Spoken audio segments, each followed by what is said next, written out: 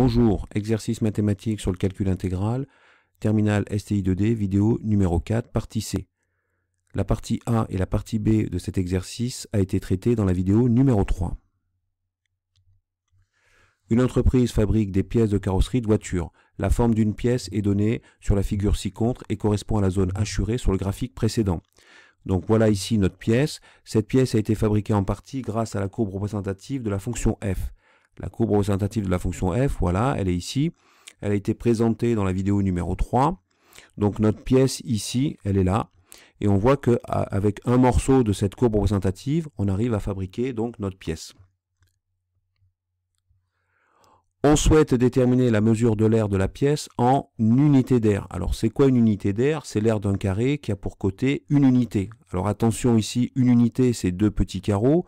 Donc 1 UA, ça va donc être l'aire de ce carré-là. Donc ça, ce que j'ai hachuré ici, ça correspond à 1 UA. Alors je vais vous le redessiner ici, voilà, ici, je vais ici colorier, voilà, l'équivalent d'un UA. Alors on peut se rendre compte, si vous voulez, que visuellement, a priori, je dirais que l'aire de ma pièce a l'air légèrement inférieure à un UA. Pourquoi? Puisque cette aire-là, ici, voilà, on voit que cette aire-là, elle a l'air légèrement inférieure à cette aire-là. Donc je dirais qu'a priori, l'aire de ma pièce est légèrement inférieure à 1 UA. Donc ensuite, on nous dit le point D et le point de la courbe CF d'abscisse 2. Donc comme il fait partie de la courbe CF, je dirais que le point D a pour abscisse 2 et pour ordonnée F de 2.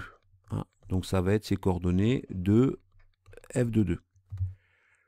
Les points B et C ont pour coordonnées respectives 1, 0 et 2, 0. Donc ici 1, 0 et ici 2, 0. Le point A a pour coordonnées, on peut s'en rendre compte ici, 1, 2. Donc le point A a pour coordonnées 1, 2. Soit la fonction G définie sur 0 plus l'infini, 0 au crochet ouvert, c'est-à-dire que 0 ne fait pas partie de l'ensemble de définition, par G de x égale x logarithme de x moins x. Alors pourquoi cet ensemble de définitions? Parce qu'en fait, il correspond à l'ensemble de définitions, la fonction logarithme. Alors ensuite, on nous demande dans un premier temps de calculer la dérivée de g', la dérivée de g, pardon, qui est g'. Donc on a g de x qui est égal à x logarithme de x moins x. Voilà. Donc si je fais la dérivée, je vais obtenir, donc ça va être la dérivée de x logarithme de x moins donc la dérivée de x. Donc pour calculer donc cette dérivée-là, je vais appliquer la formule de la dérivée du produit de deux fonctions.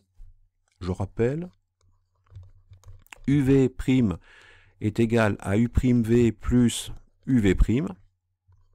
Donc ici, g' de x est donc égal à la dérivée de x, c'est-à-dire 1, multiplié par donc logarithme de x, plus u, c'est-à-dire x, multiplié par la dérivée de logarithme de x, c'est-à-dire 1 sur x, moins la dérivée de x qui vaut 1. Donc au final, donc g' de x est donc égal à logarithme de x, plus x multiplié par 1 sur x, ça va être donc x sur x, moins 1. Or, x divisé par x, ça fait 1. Donc, au total, tout ça, c'est donc égal à logarithme de x plus 1 moins 1. Ça, c'est égal à 0. Donc, je peux en conclure que g' de x est égal à logarithme de x. C'est ce qu'il fallait trouver. Alors, question numéro 2. En déduire une primitive grand F de la fonction f donnée dans la partie B sur 0 plus l'infini. Donc ça, c'est la question numéro 2. Alors, je rappelle que l'expression de la fonction f, c'est f de x égale donc x moins 4, donc logarithme de x plus 1.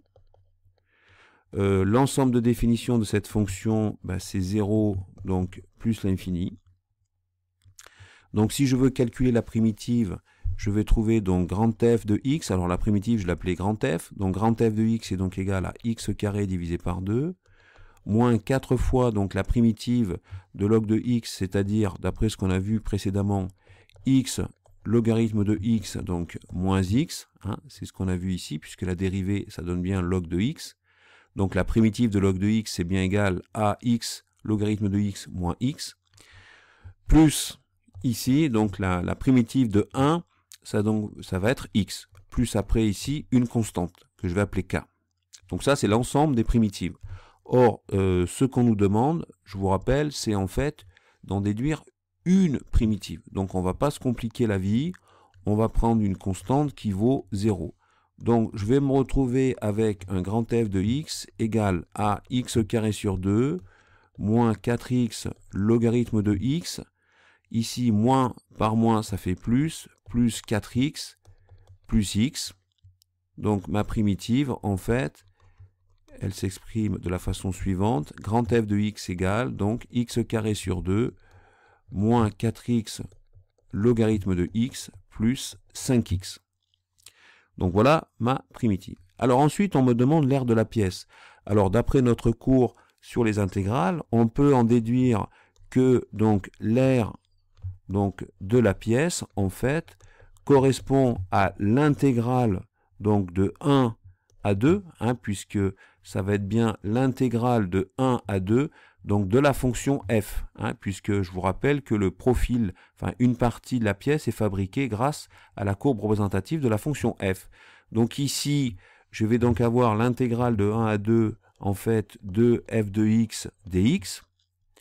Et on avait vu une autre propriété pour les intégrales, c'est que pour calculer, on peut déterminer la valeur d'une intégrale grâce à la primitive, et donc on a montré que en fait intégrale de 1 à 2 de f de x dx peut se calculer grâce à la formule suivante, grand F de 2 moins grand F de 1, qu'on peut écrire aussi sous la forme entre crochets grand F de x pour des valeurs comprises de 1 à 2.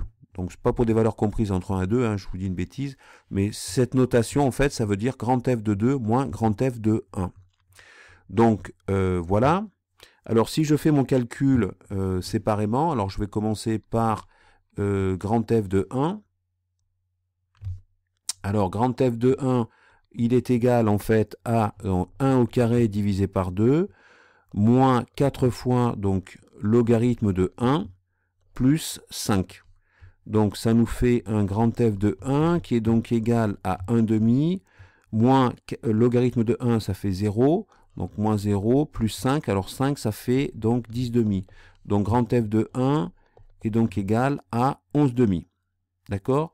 Alors si maintenant je fais le calcul de grand F de 2, je vais donc obtenir grand F de 2 égale donc 2 au carré, c'est-à-dire 4 divisé par 2, moins, alors 4 fois 2, donc logarithme de 2, plus 5 fois 2. Donc ça va me donner au final grand F de 2 est donc égal 4 divisé par 2, ça fait 2, moins 8 logarithme de 2, plus 10. D'accord?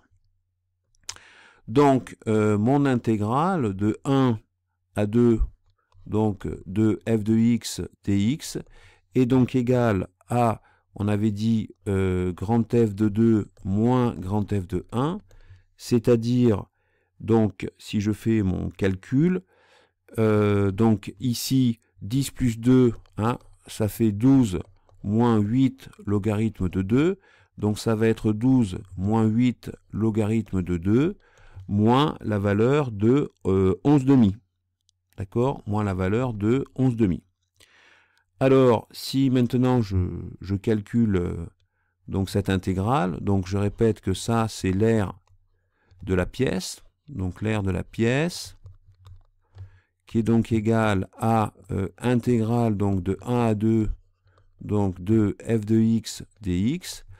Alors après, 12 moins 11 demi, en fait 12, ça me fait donc 24 demi, moins 11, donc 24 moins 11 divisé par 2, moins 8, donc logarithme de 2. Donc ça me donne au final intégrale de 1 à 2, donc de f de x dx, intégrale de 1 à 2 de f de x dx, qui est égale à quoi? Intégrale de 1 à 2 de f de x dx, ça va être égal à quoi? 24 moins 11, ça va me donner 13. Donc ça va me donner 13 demi moins 8 logarithme de 2, ce qui correspond à peu près à 0,95 UA. Donc c'est bien ce qu'on avait pressenti, c'est-à-dire qu'on a eu l'aire de notre pièce qui est légèrement inférieur à 1 UA. Donc voilà, c'est ce qu'il fallait trouver. Donc on peut dire ici en conclusion que l'aire donc de la pièce, donc l'aire de la pièce, donc et vaut exactement l'aire de la pièce, elle vaut exactement donc 13 demi, donc moins 8 logarithme de 2, mais on peut dire donc de valeur, sa valeur approchée est donc à peu près 0,95 UA. Voilà. Eh bien, j'espère que cette vidéo vous a plu et je vous dis à bientôt sur le site Skol Mathématiques.